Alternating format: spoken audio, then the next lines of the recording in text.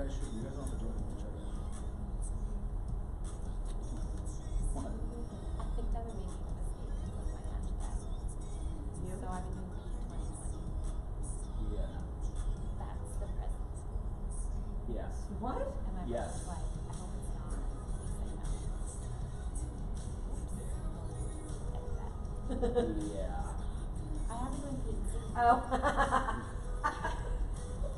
Wow. My brother is freaking out. Yeah. Why is he freaking out? Because he doesn't have P20. That's hilarious. Okay, so you don't want to do that. No, I don't care. No one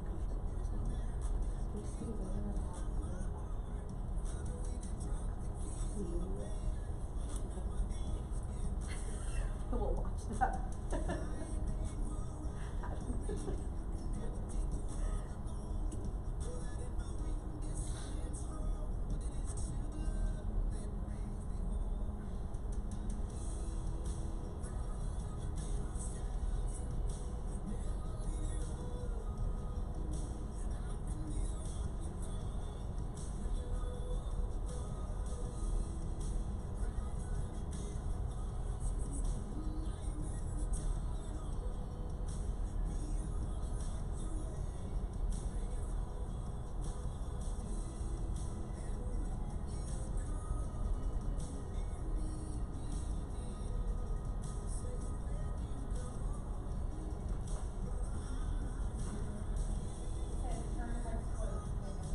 Yeah, one of them.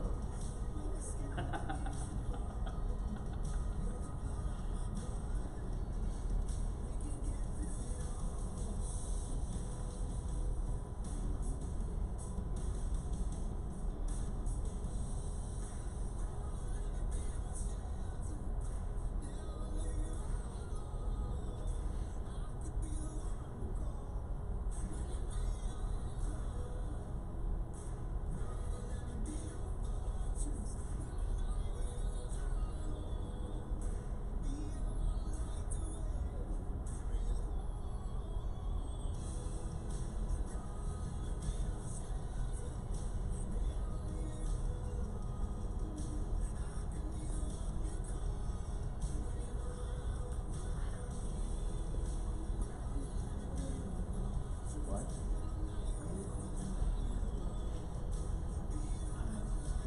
I don't know. Do we have to? I don't understand. Like, if I just don't show up, I think they kind of figure that out, but they won't. Yesterday they said they were flying out early. Yeah, there's 2 people now. 2 people are going back. Michelle, that was the lady who just said the turnpike's closed. You're never going to get home. She's like, she's why are you upset taking? now. Yeah, so it's just. Yeah. But they are really supposed to get icy. And it's supposed to, which is now here.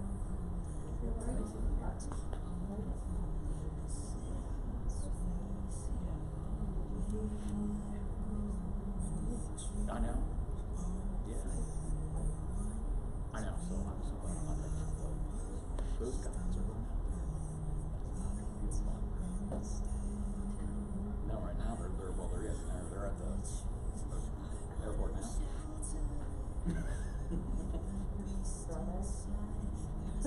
You've literally the entire time. By the way, did you look at 2 days in a row? First night. That was the first day. That was last year. Why isn't anyone previous? And then the next day, yesterday it was P20. 20. You can't even get it right. Or was that someone else? Yeah, right? It worked. It got you. Yeah.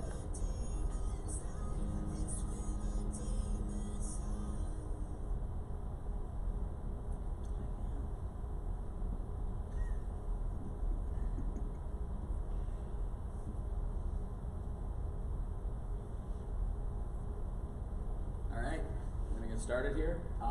This is Let Go and Let Them, student voice, student choice, and digital writing workshop. It's gonna be kind of outside the box thinking, but my name's Adam Diamond. I'm an instructional technology coach for Eastern Lancaster County School District.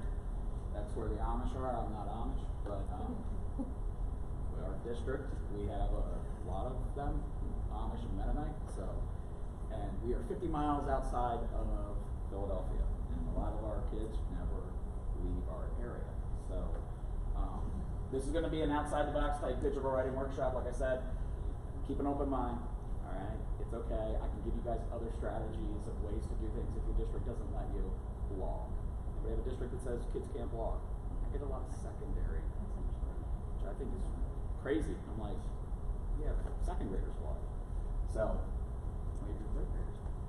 So we'll get started here. None of this really matters. What does are these two. This is my daughter Adeline, and this is the one I'm not telling you the name, who is coming in May 29th. And it's my beautiful wife up there. I'm not too sure who that guy is, but honestly, this is why I do what I do and why you all do what you do. If it's for the hers and the hims in your classrooms. So it's not about how like you guys are all here at a tech conference, so it's not like you're anti-tech. But a lot of people are. And the problem is that it's about their life, not ours. Like, we're preparing them for that future world. Handwriting, awesome. Love the science. But guess what? Guess what people don't want every day? Handwritten reports. Right? So we have to figure out a way to help these kids learn and use that to the best of their ability. So we're going to be talking a lot about that. So just want to show that. By the way, my daughter's 2 now. This is her 6-month picture, and I love it. And I can't ever. She will forever be that old to me. So we're just going to show you this kind of set up where we're going to be going with this, because this is very important. The future of technology and my work. In case you didn't know, Google and Apple and all Samsung, they're all moving away from these. They're spending billions and billions and billions of dollars to move away from the phone, because they understand that this is not okay. If you go to wellbeing.google.com, that's wellbeing.google.com right now, you will see a whole website and the big push Google is doing to move us away from a phone and back into life, because we need to experience life, and they're doing it through wearables. They have it in your shoes now, they have it in diapers. That was the biggest thing that came out of the tech conference in Las Vegas this year. Crazy. You can now know the percentage of moisture. I don't know why I need to know that. The little blue line tells me a lot. Because I still change a lot of those. So this video kind of talks about that and bringing us back to that humanity part too. Because I know we don't want our kids on the screens. That screen time is a big thing. But there should be a healthy blend in your classroom.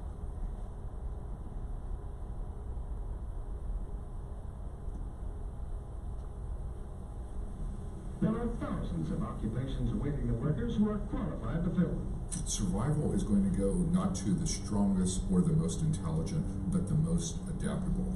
There are tests which will help you choose work which fits your level of capacity best. Almost all jobs are becoming technology jobs. We have to be more intentional about how training and education matches to actual tasks and jobs. Many people today are working at things which were their hobbies a few years ago.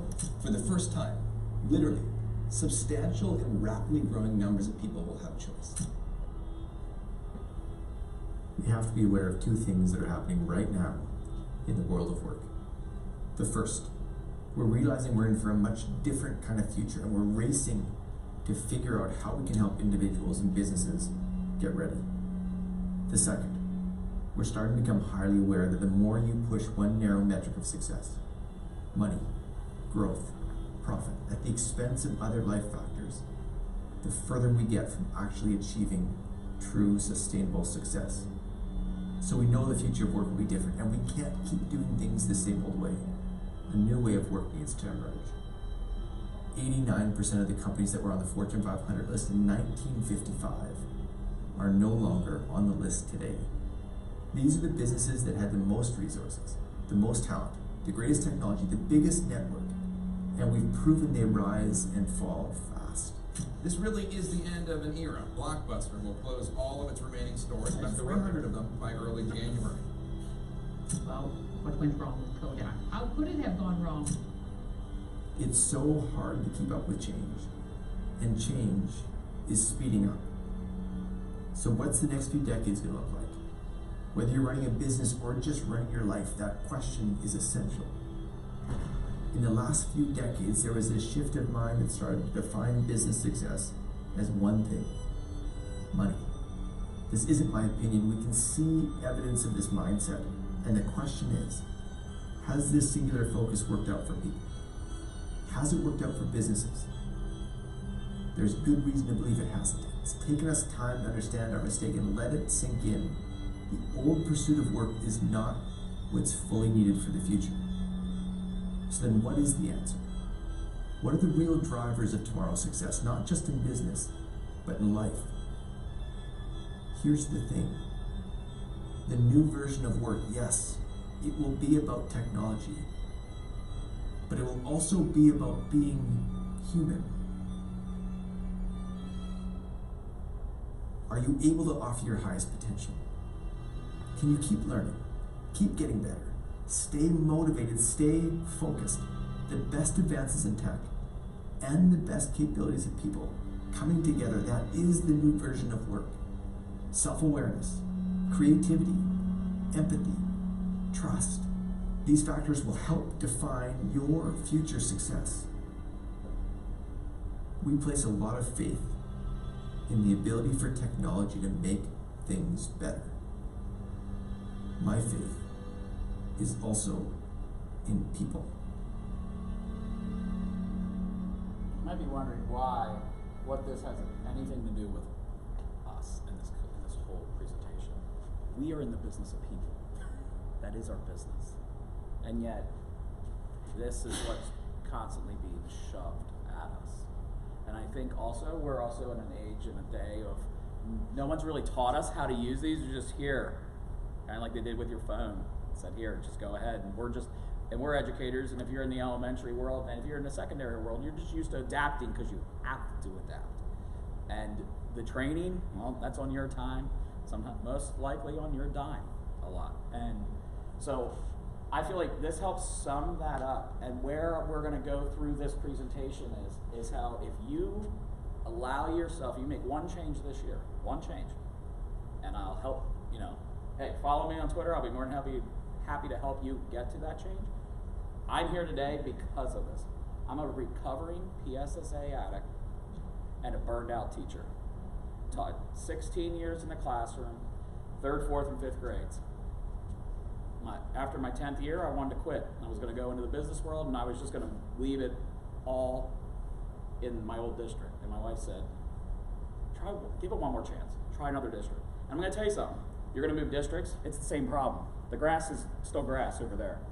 And it isn't any greener. Sometimes it's even darker. The problem is I changed. And that's what's important. So when I changed, I decided I'm going to work on the one thing that I struggle with the most, teaching writing. Hate teaching writing because it's so hard. Writing is encompassing everything. It's the one subject we teach that encompasses every single subject. And if you struggle with writing, teaching writing is hard. And I do struggle with writing. I am a terrible writer. If it comes from here down to here, I don't know what happens, but there's a break. I actually have a learning disability in it. And I'm proud ADHD. And I think that if you don't have it, there's something wrong with you. But what I wanted to do is, I know that I have it here and I can get it out through here. And I know my students are like that. So I told them this. And my challenge was, I'm going to fix writing to hit. Now, it's not going to totally revolutionize, like you're not going to hit every kid, you never will. But what it will do is start grabbing some of those other ones. How many of you allow your kids to do voice to text writing? Good.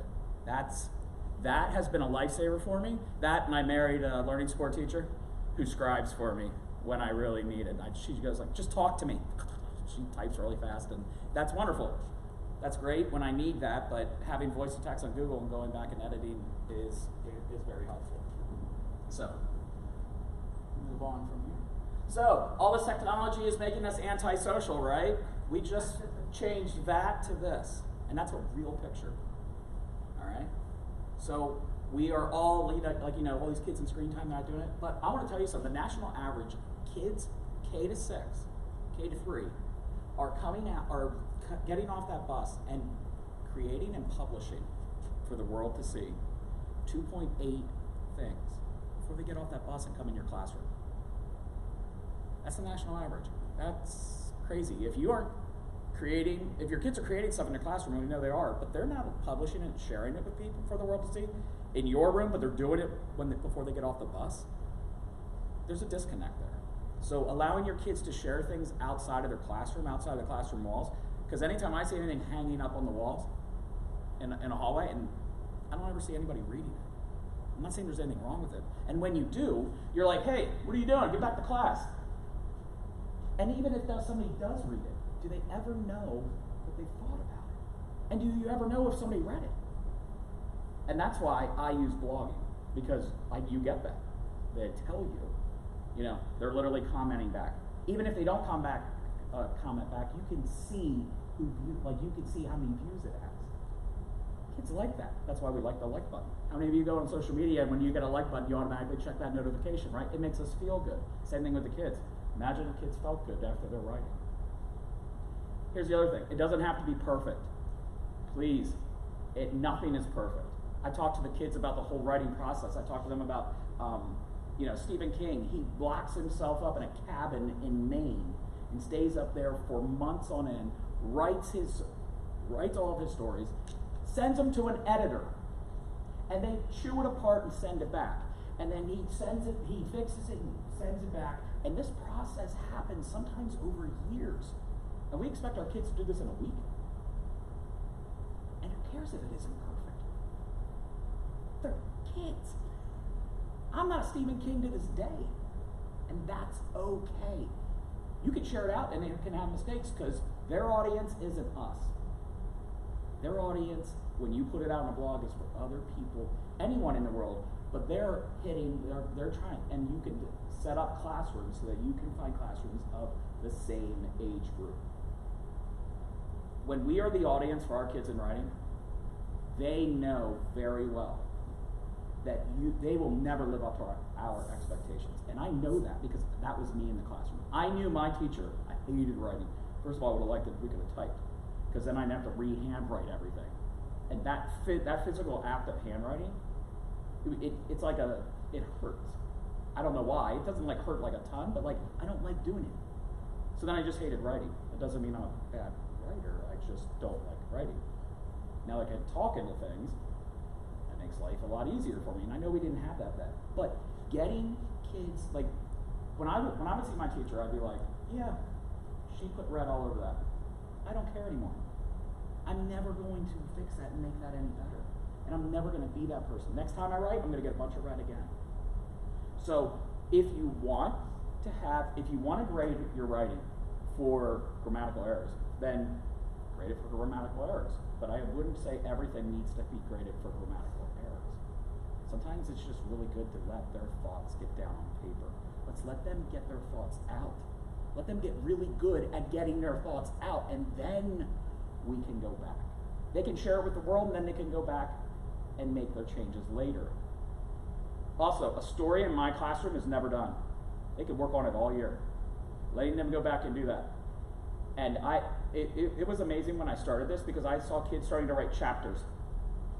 And they would love it. And then would go back and fix. And sometimes they would share it with somebody who started reading their chapters.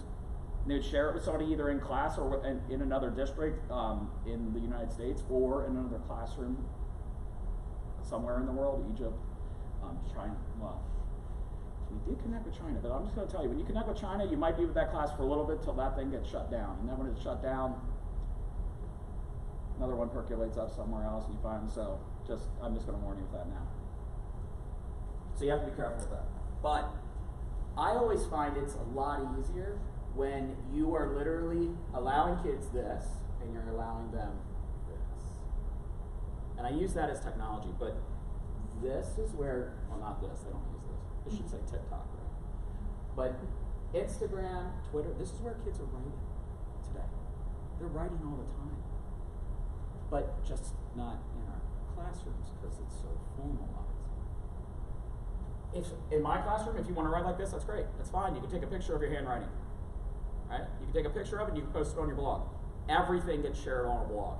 Everything. Every slide, everything we create, it's getting posted on my blog and shared with the world. Because I don't want it in my classroom. This is really short video of why to blog every day.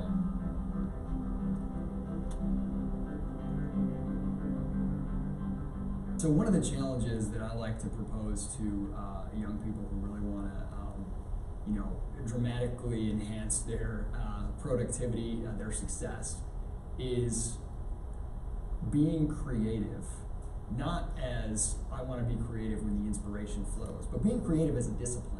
And I think the best and easiest way to get started, if you don't know, if you're not a painter or a singer, or you don't have something that immediately comes to mind, everyone can write and everyone can start a blog.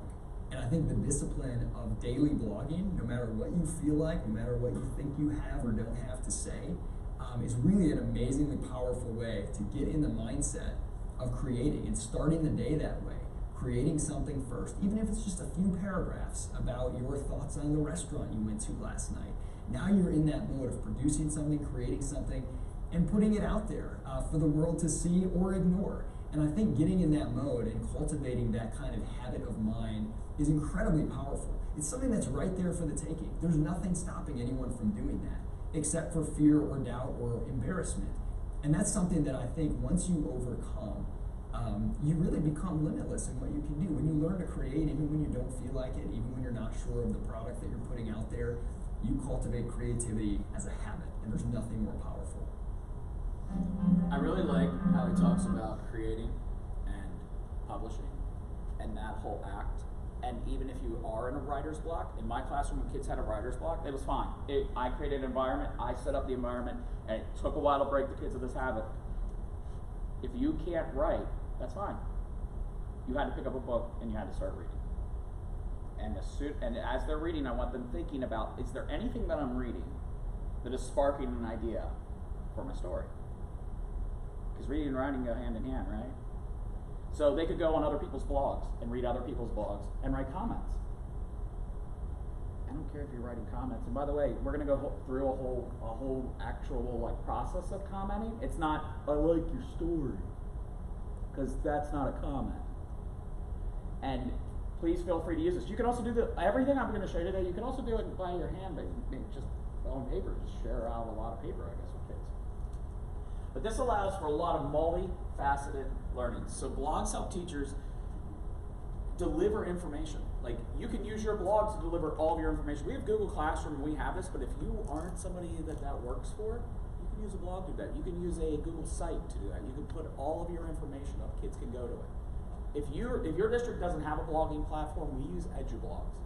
EduBlogs is great. It allows us, for kids to, we have all of our kids in our class. I have a teacher page. They all have an individual student page.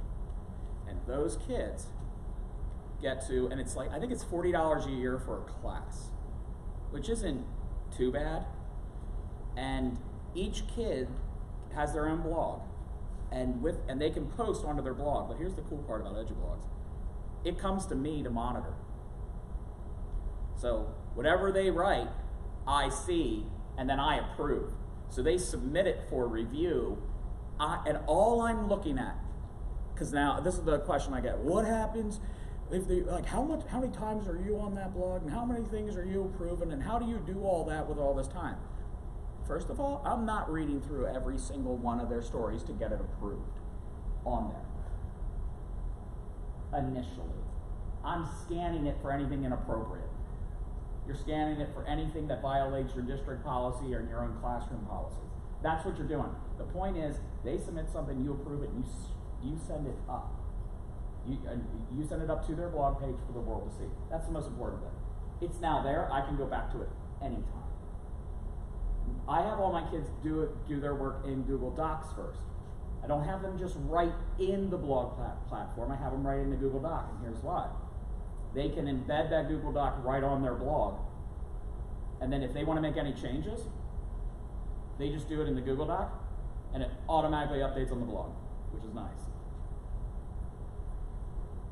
That was mind-blowing, because at first I had them all going through the blog, and then it was like, so then I would have to unpublish it, send it back to them as a draft, and I'm like, this is too much work. Once it's up there, they can do it anytime, and anytime they go back to it throughout the year, because there's never an end date.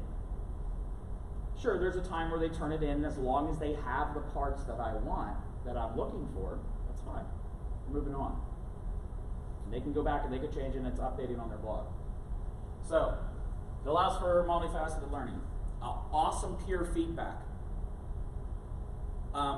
Folks, less is truly more, and the less work you do, and the more work they do, the more you'll get out of them. It's funny, and all the pictures in here are of my students. Okay?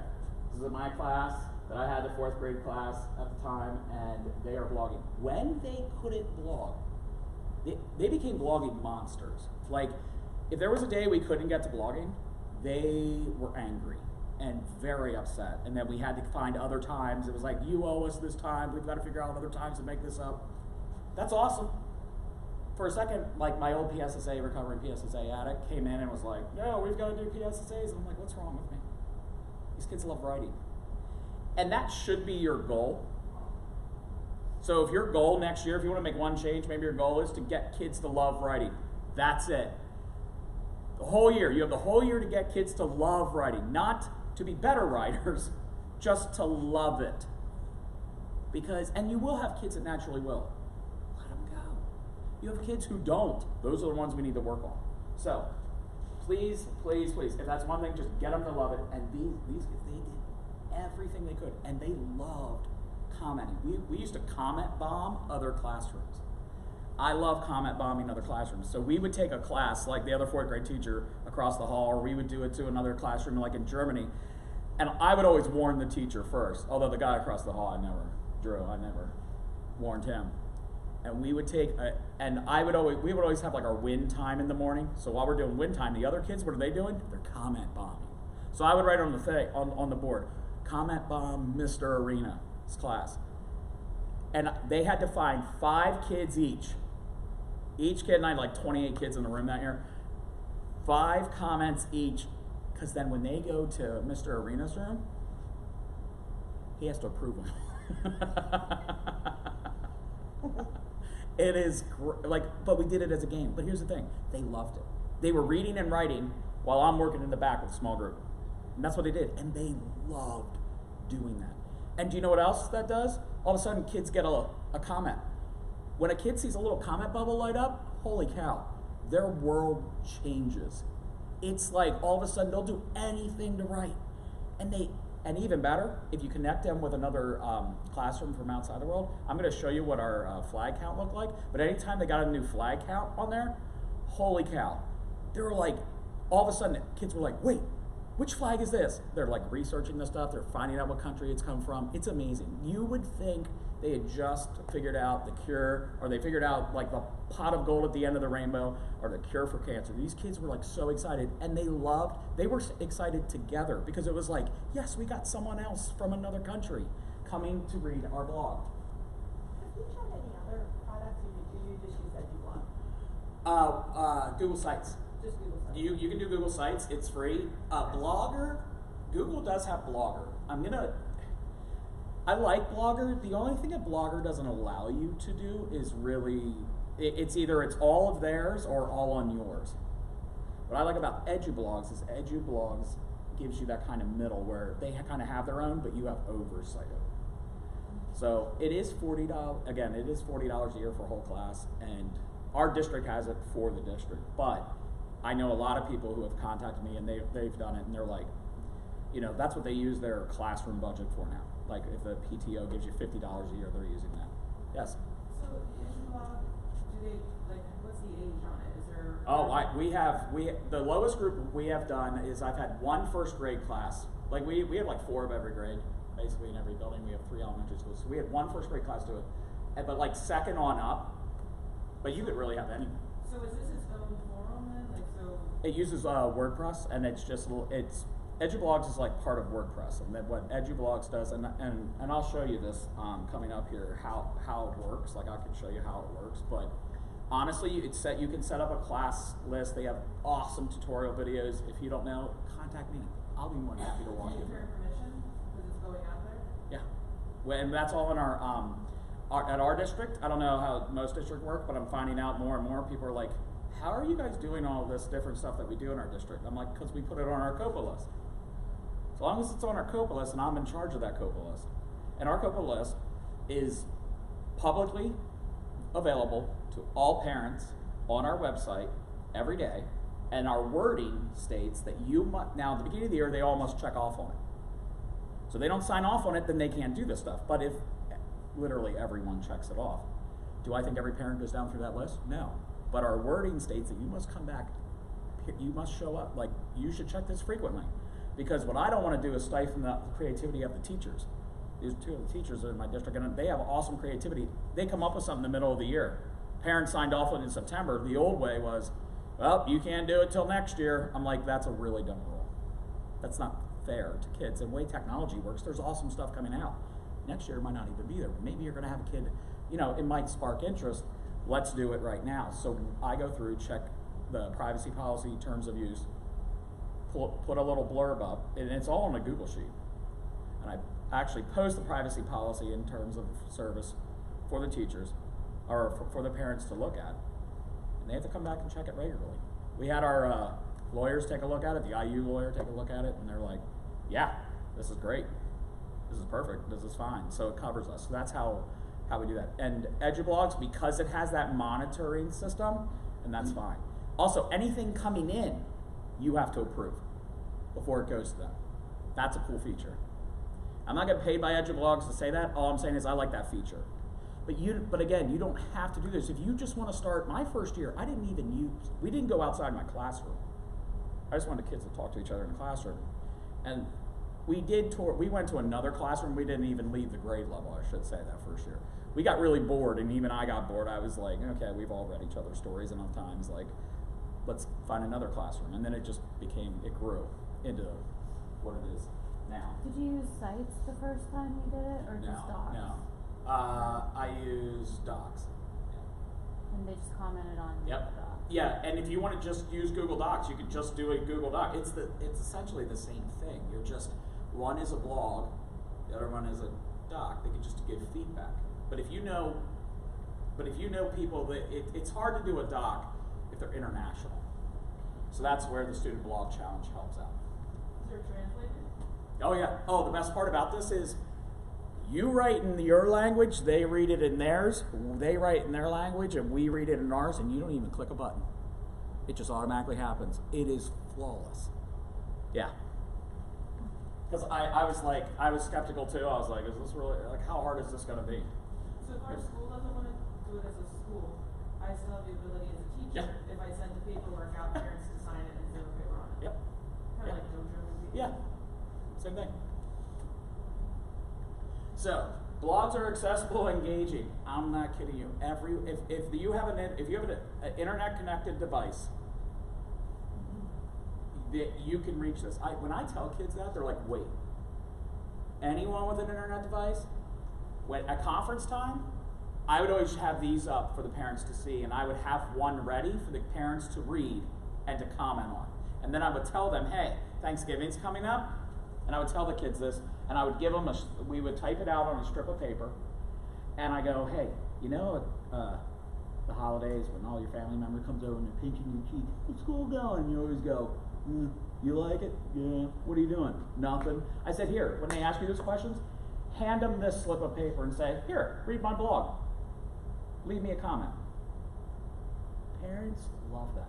I said, hey, boys and girls, you know your mom and dad are always asking you what you do at school today? Say, here, read my blog. Leave me a comment. Because it's all right there. And that makes them feel really good. Yes? And you get to see the comment before Yep. you still have the choice. Okay. Yeah, you still have a choice. Do you give them templates? For when they're starting their writing? Like, Yeah, depending on the grade level, I would. With the fourth grade class, I didn't need to, especially with this group right here. But yeah, I mean, we would always, I was using what it was we were already doing. We didn't do anything extra. We were just taking what we already were doing. We even put up our district writing sample. yeah. I'm like, if you guys wrote it, it's going up there. Because all of that does is just go to us, we write it, go back, and kids are like, trash. Like, nobody cares. You know what I mean? Sometimes most districts, we don't even give it back to the kids sometimes. So it's like, what's the point? I was like, no, you are. Because they were like, can we post this? I'm like, yeah. Just did all that work, post it out there. So it also, and everyone has a phone in their pocket, so just remember that. Parents were like, realize how much my child is doing. Yeah. It's really neat for them to see. The other good part is that if you do this over and over and over, it builds a portfolio, a natural portfolio for them, which is nice. Like they can go on and they would use it in 5th grade, they would use it in 6th grade. And then when they got to the middle school, and I was in this role, I got some 7th and 8th grade teachers to start blogging. And I knew some 9th grade teachers that would already blog. So it's like, let's keep this going. And kids love doing this. And I did have some teachers who didn't. And those kids would come back to me and go, Mr. Guyman, our teacher doesn't want to blog. I'm like, listen, I know. Not everyone's a blogger, okay? I get it. They go, but can we still put our stories up? I was like, yeah. So I just kept them on my class roster, and I would just approve it for them. Or I found out later I didn't need to have like 150 names on my list anymore. I can release them from the class and they can just approve their own. Now, I didn't do that for every kid. I would talk with the parents. I would email the parents and have the parents check up on that. But at the middle school level, it's different. Like, everything's different. They can, some teachers have it that the kids can approve their own. I highly suggest never doing that at the elementary level. But the kids that I was working with were already at the middle school by that time. And blogs can serve as a classroom management tool. The kids will, like, there is no downtime in the room. You are never done in my classroom. Oh, you're done with that? You're done with the other stuff we were doing? No. Did you read every blog in the world? Did you comment on every single one of these? There's always something to do.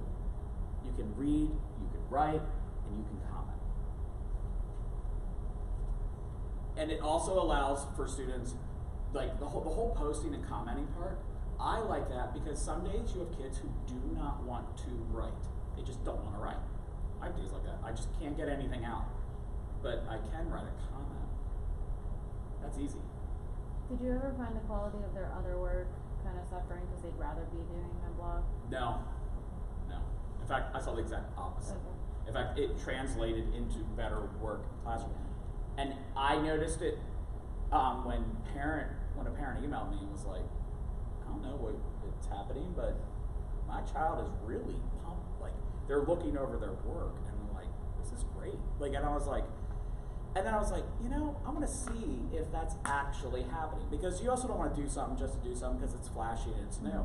No, it does. Now, one of the coolest things is that once I had allowed kids to start blogging, I had kids who would physically crawl on their tables and would not leave, right, the classroom, and they wouldn't write because they hated writing. And those same students were coming around and they wouldn't leave the classroom. They weren't under our table now. They just wouldn't leave the classroom because they didn't want to stop writing. I mean, both were kind of a problem, but I'd rather have the latter than the one before. So, blogging expectations. I have a link here for to my blogging expectations. We're going to take a look at that. For blogging to work properly in your classroom, it is important to set up those consistent expectations for your students. So this is going to take you to our blog. All right. Has access to this? Yeah, you guys have all access to it. It's on the P&C registration or the presenter. It wouldn't let me load it. No, I can get it to you. Then, so blog entries and comments must be posted daily as directed by Mr. Guyman in the ever-changing schedule. Each blog post must be a minimum of 5 complete sentences, because sometimes, I put the bar low there to hit just about every kid. You're in 4th grade, you should be able to produce at least on your worst day 5 complete sentences. That doesn't mean, and I also never expected, that was the minimum. You set your own minimum. The maximum, though, be careful, you might want to set a max, because they just keep going and going and going. Okay? And suggest writing more. Kids, they will write more. But also on a daily basis, even if commenting on students' blogs, the more your fluency will grow. So that's the whole point of that comment. It helps even if it's just that, their fluency in writing, and they'll get more comfortable with it. This is the main goal of the class. Please keep your entry content school appropriate. If you wouldn't say around me or your parents, don't write it on this blog. Or your blog will not only represent you, and also represents your school and your district. So talking about that whole branding type thing, and also the responsibility and expectations. Comments on classmates' posts are expected to be appropriate, respectful. You must use academic talk, refer to the Google slide presentation, which I do have, and the stars, wishes, and wonders. Stars, wishes, and wonders is how they have to comment. Every comment must have a star, it must have a wish, and it must have a wonder. And I'm going to go over that. No one will bully, insult, or put down anyone at any time. And when completing the student blog challenge, you will be respectful to all cultures, ethnicities. Conduct yourselves in a positive, uplifting manner, and complete the challenges in the time allotted. Now, I want to show you this. This happened my first year I did this. The kid who got C's, D's, and F's in elementary, middle, and high school, and every single writing paper I ever did was an F. Our class won best class blog. I don't know how. I don't know why, but I made a change, and it happened. We didn't vote for it. The student, it was part of the student blog channel. So I want to show you this. Let's go to these are the countries our classroom connected with, or have come and visit our blogs. We have hit. The only one we didn't get was Antarctica. They were like really bummed by that. And I'm like, I think they only send like 12 scientists there a year. So I know you've made it there. You connected with it. But okay, this is the wall of our classroom. And I show this to the kids a lot. Hey, this is where we're getting, this is where your stories are going. And to me, and to them, they love this. And people are still coming. And we haven't been writing on it for, I mean, the class hasn't been there for a while, but I mean, you can, and these little widgets here, kids love. They go in here. Now, I never put widgets on any of the kids' stuff, these little cool tools on the side, until after Christmas. They have to earn it. They have to earn the ability to learn, like to do this. So I don't show them any of that. I give them, you have to be able to show me that you can do Star Wishes and Wonders. You need to show me that you are going to be respectful and follow all of our expectations. And after Christmas, I mean, it's hands up, I mean, it's lights off and they're gone. So, there's that. Commenting guidelines. Having your students comment on other blogs is important to set up those guidelines for them to follow. And here's what ours are. These are the Star Wishes and Wonders. And what a star is this. And this is always accessible to the students. A star is something the reader likes about the post, so to give the writer a compliment. And then I gave them examples, sentence starters. So every comment has to have all three of these. So one comment has to have all three of these things. I really liked how you, and I said to the kids, guys, you guys are selling yourselves. That's how blogs work. You got to sell it. So you've got to go to their blog and you've got to read their story and you've got to leave them a comment. And then you slip in a little hyperlink at the very end and say, hey, why don't you come and read my story about? And that's how you get visitors. That's how this whole process works. They love this. It's like, we call it fishing. I said, if you go out fishing and all you have is just a hook and a sinker, and you put it in the water, and you have one rod, how many bites do you think you're gonna get? How many nibbles, right? Because you guys are in a pond of the world. What happens if you add some bait on there? What happens if you add more poles with more bait? Who's gonna get more? So those who are commenting more and are reading more will get more visitors. And once you start adding that flag counter on there, all of a sudden that means something. As the comments start rolling in, and once one kid started getting comments. And here's the thing, we saw that everybody gets comments. I would also anonymously comment on kids' stuff from home. They didn't know who it was coming from. And this is how I also got around that grammatical stuff. Because Johnny in my classroom, I tell him like 9, 10 times to capitalize the P in Pennsylvania, and all I did is fix the first one, not the other 15 down the page. So then it comes back, send it back to him. Johnny, you need to fix that up. All the capital P's, okay, does like maybe 2 or 3 more. They're still not fixed the whole way down. All of a sudden, if you put that on there, you type anonymous comment, they come in. I got a comment, they read it. They're like, Mr. Dunn, I need that back. I need to fix all the P's in Pennsylvania. I'm like, when I first did that, it was like an experiment. I was really offended.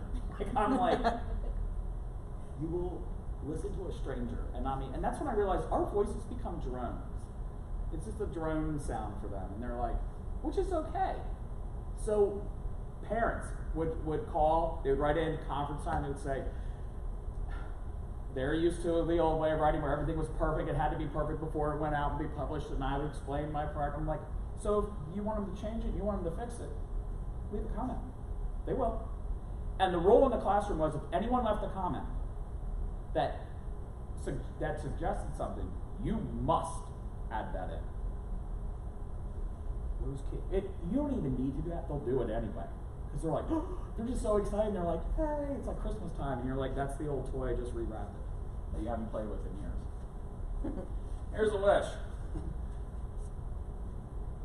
So a wish is a statement by the reader to the writer about something they wish they knew more about. So the star is you're giving the person a compliment, making them feel good. This is salesmanship, right?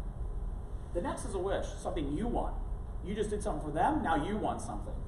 So I wish you would have told me more about, so now you're getting something. Here's the key, the wonder. This is where it ties all together. And here's how you get other replies, how you start that dialogue back and forth. If all you write is, I liked your story, that's a closed statement. If you write this, if you write a wonder, well, a wonder is a question about their story or post. I wonder why you didn't tell me more about, or I wonder what happened to. You ask them a question. And when someone asks you a question, you usually get an answer. And you can start dialogues. This is how you start the dialogue back and forth. As opposed, because what I noticed, I didn't do this in my first 2 years of doing the blogging, and I really wish I would have. Because I noticed it was all once, it was very short, like quick comments, and I'm like, I need more. I want that academic talk. I want it to go further. I want to create like an actual collaboration, communication back and forth. Once I started enacting this, boom, it just happened naturally. And I tell the kids, the more you put out, they're like, some kids will be like, I did 5 today and I didn't get anyone. Okay. Does that mean you're done? You're never going to catch fish again? You're never going to eat? Like, come on, we got to keep this going. And they did, and it worked. And as soon as they get one trickling in, they're like, oh, sweet, I'll do 7 a day. You know what I mean? And they just keep writing. How can you incorporate Google Slides projects into the blog? You bet them. So you go into the file, and go into file in Google Slides. You know, I can show you it right here. So if you go to file, and you go to publish to the web, and you go to embed, and then you can change it to start different times. You can also do really cool stop motion with this, by the way. I do a presentation on stop motion with Google Slide, and you can create like stop motion. So for this, you can change the different size, and then what you do is you click publish, and then once you click publish, it'll give you this you embed this code in EduBlogs. You just copy and paste that into EduBlogs, and it's there. Okay. In a site, you would just do the same thing in a site. Okay. Or in a site, you just literally click and drag it right in. So yeah.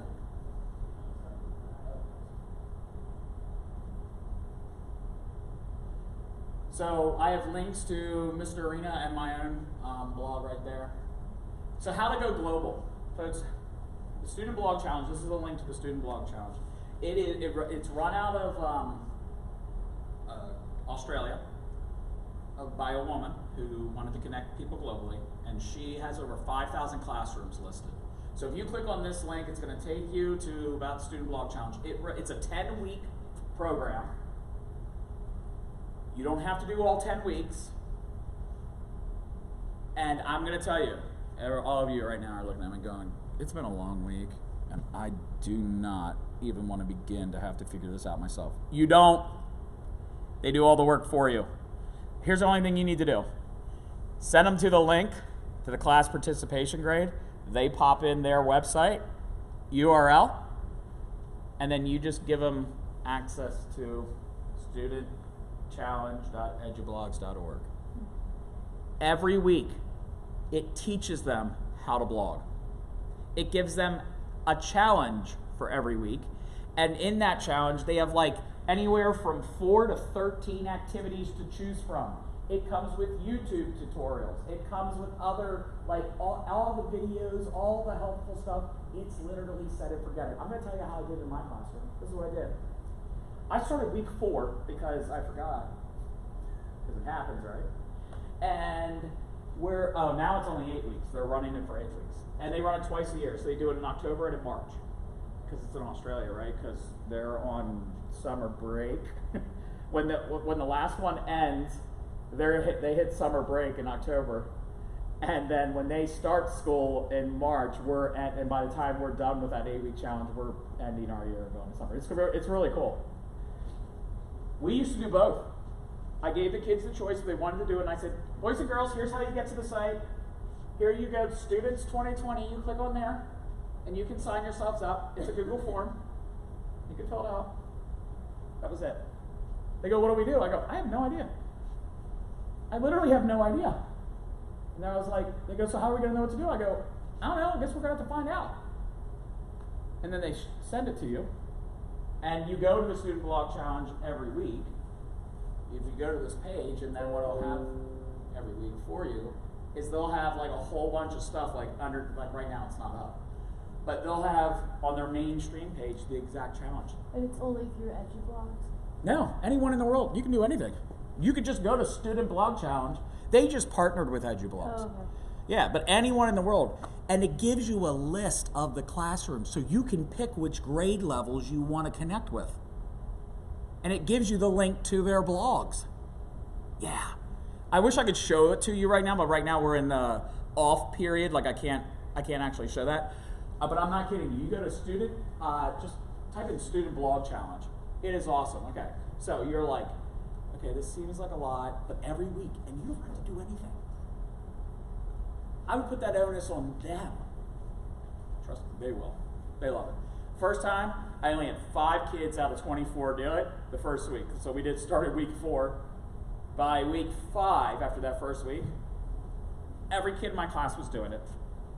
And they're only required to do one of the possible 13 activities that they might have. They're only required to do one. My kids did all their work in the classroom that we still needed to do.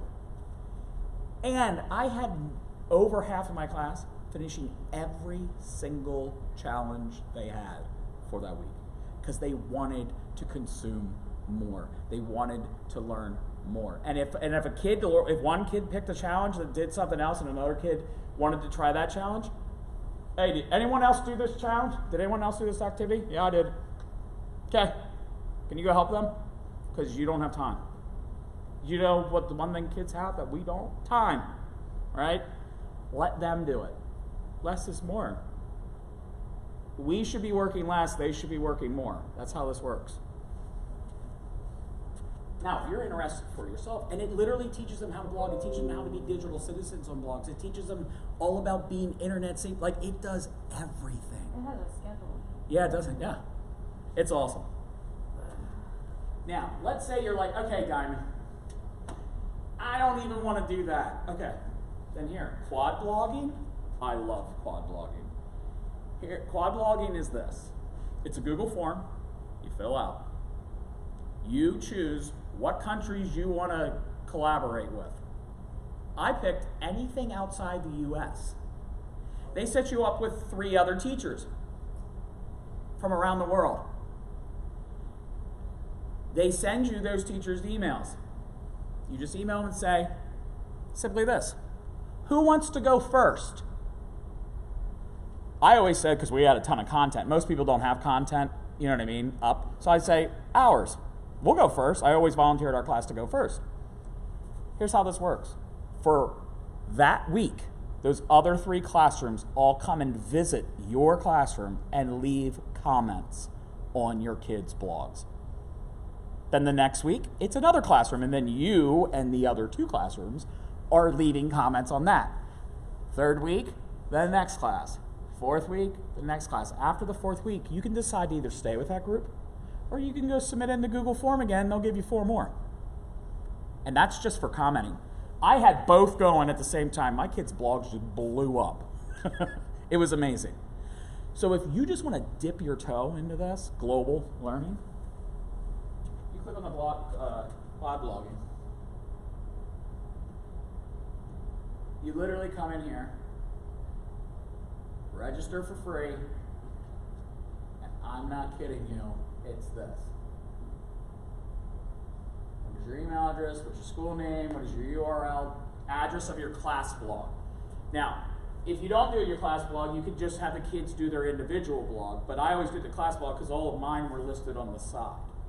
It just makes it easier for a person, but if you could just put in. And that Deputy Mitchell, he follows all my stuff, and look at the class, look at the visitors this guy gets. Look at his flags. That is ridiculous. So you want to talk about commenting and getting connected in the world, and all you have to do is fill out this form. Done. Okay, kids, right. And go. And then what they'll do is they will then email you. So, also your Twitter handle, he's really great. He'll share out your stuff to get, and like he's connected clearly with a lot of people. And he will share out, like if you share something out, he will retweet it for you. Because he has like tens of thousands of followers. Pretty cool stuff. He and I, we talk a lot now. How many students are taking part in the sign up? What are the age of your students involved? This is important because they match you up so you don't have to worry about like 12th graders doing it. But I did do a project with 8th graders and 4th graders. Because I wanted 8th grader, English, because we got to speaking when doing one of the quad blog challenge. Her sister had an 8th grade class and they were working on a project in, I think it was Spain. Yeah, or was it France? Either way, it didn't matter. So we partnered up with the class because they were working on editing. And they just needed kids stuff, like something where the classroom would they could actually really use their skills. So they were trying to figure out a classroom that would do this. So all the kids were doing was coming in and putting in suggestions on how to help the kids write better. It was perfect. This blossomed from this. And then you just click submit. And then they literally will give you the 3 names that you're going to do that with.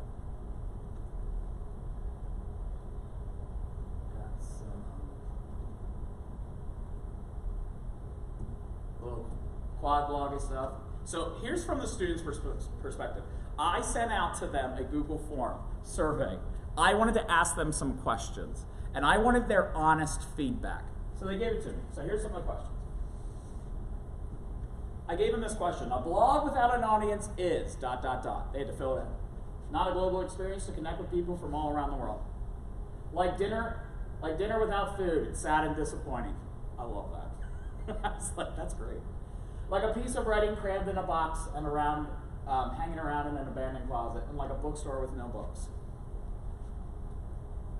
Then I asked them this question: the impact of a global audience. What is it about your global audience that you will do for them but not for me? Because you get to see other people's work that they get to do. I just literally copied and pasted a thing in here. I did not change anything. You get to make your own work unique, and others get to come to your blog and comment. It's a lot more fun rather than sitting in a regular, boring, old reading classroom with pencils and paper. Out of the mouths of babes, right? My global audience makes me work even harder because in the comments, they say that their stories are great, and that encourages me to write more stories and put up more posts and pages for them to enjoy.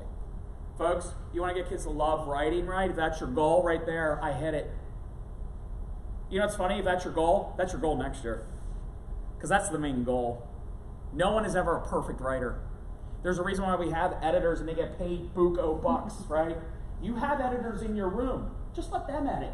Let the other kids just enjoy writing and let that kid edit. Or those two, right? They could be your class editors, yes. Slightly off topic. No. So, have you run into students who that don't get permission from parents? Yep. And is your alternate just giving them a Google Doc to document things? That, and I also make that learner then the one who can go around and use the if they want to, they can explore the other technology and help kids learn how to use it for themselves. So that's what I did. I started using them. There's only one of me. There's like 28 to 24 of them in my room. They are a resource that is highly underutilized. So I put them to work. I was like, yo, I don't got time for that. Anyone else? Anyone else in the room? And sometimes no one in the room know how to do it, but I have kids, my little tech team, they'd be like, wow, you know, those techie kids, and they're like, I'll learn it, and you're like, go ahead. I'm like, but the expectation is you still have to get that work done for me. And they're like, I'll do it, can I do it for homework, Mr. Diamond? I never required homework. Can I just do it for homework? Because I really want to help, you know, Johnny over here learn how to do this. Sure, go ahead, do it. Man, my one techie, Derek, he did that all the time. His mom was like, always hated homework until he came to your room. And that's, I go because he's doing all his classwork, because he loves helping kids in the classroom. Is that a bad thing? Does it really matter? So I didn't get to grade that homework in the class, or that classwork in the class. I just graded his like the next day. Everybody else already had it. I didn't care. It was a win-win. And he would spend, he would try to get projects. Sometimes I'd be like, Derek, hold on, you have way too many projects listed here. Because I started writing it on the board, like whatever projects people were working on for other people. And I was like, your list is getting too long, buddy. We need somebody else. And he's like, I can handle it. I'm like, no. He's our little project manager. Because it inspires me to think about a global experience. Fourth graders. Global learning for me was this. You hit that globe, you slapped it during indoor recess, it spun around, and you went. And wherever you put your finger, you'd be like, that's where I'm going to live. And like 98% of the time, you're in the middle of the ocean. Right? I'm going to live there. That's all it was.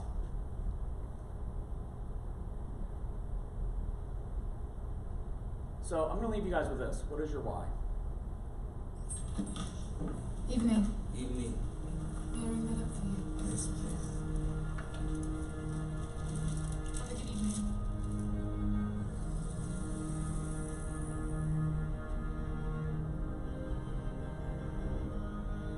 Repeat after me. A. A. B. And C. C. E, B, C, D, E, F, G. No, not good. Not good. Just the sounds that holds me. Cat, dog, calamari. Trash on the beach. Good, good, good. Farm fresh.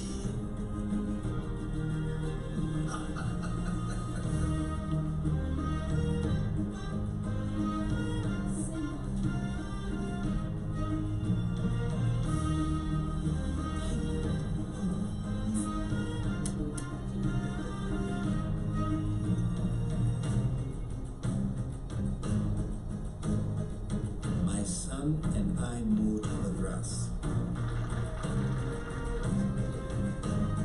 That's the gold star. Unbelievable.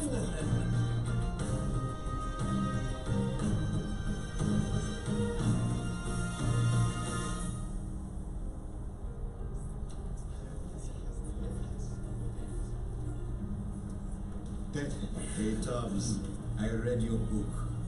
You read my book? Mm-hmm.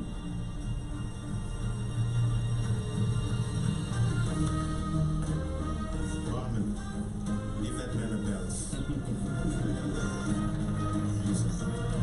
Whiskey commercial. But what is your why? This gentleman right here, his why was he wanted to read his son's book, right? That's why I love it. I also love the fact that it's a whiskey commercial. It's very clever. So what is your why? What is it you're going to do to make that one change this year? Thank you guys. If you have any questions, I'll stay back afterwards. But if you're not, please reach out to me and on Twitter or however you want to. I'll be more than happy to connect. Thank you. Yes? I just don't know if it didn't connect because I didn't have the, like, I don't have my phone. 1 minute away. I don't. Like, I went to the, hey, first off, thank you so much. Yeah. Good info. I just Thank started you. teaching writing about 4 years ago.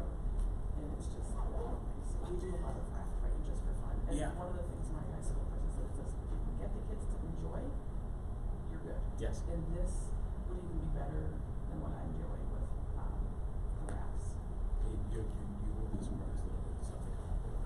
Well, and even just the sentences, and I was wondering, well, how do you know, Thank you. Yep. Lowercase i's, and I love that you went in privately to comment, and then that kid went back for lowercase. So, I mean, I went here,